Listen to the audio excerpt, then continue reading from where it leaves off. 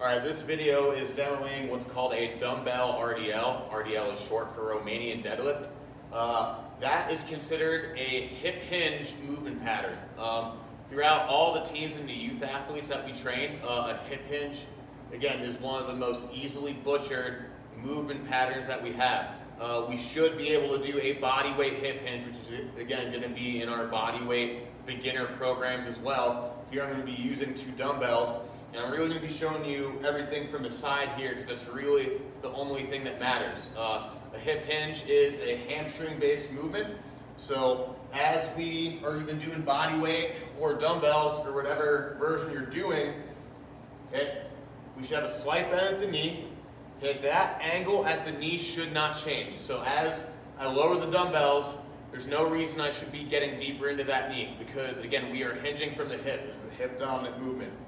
From here, posture is increasingly important. I'm going to talk about the things that we don't want to see here in just a minute, but this is a well-executed dumbbell RDL.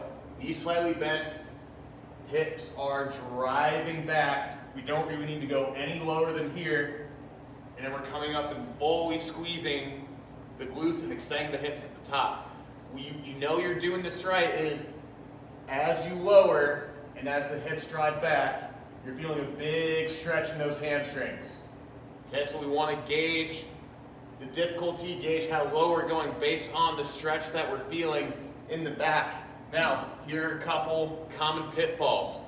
A lot of kids, especially as they're learning this movement early on, are going to be bending from their lumbar spine, and the hips really don't move at all. So if I'm holding some dumbbells right here, all that force, all that compression is on that lumbar spine.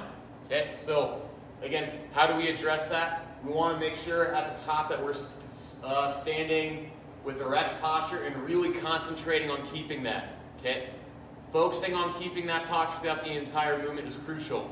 Roll the shoulders back, squeeze them armpits in. Last thing is that we want to make sure that even though I'm bending down right here, and that may look good on the camera, the hips aren't traveling backwards. You should almost imagine that you have a wall or a door behind you and that you're actually hitting that and traveling the hips backwards in whatever object you use.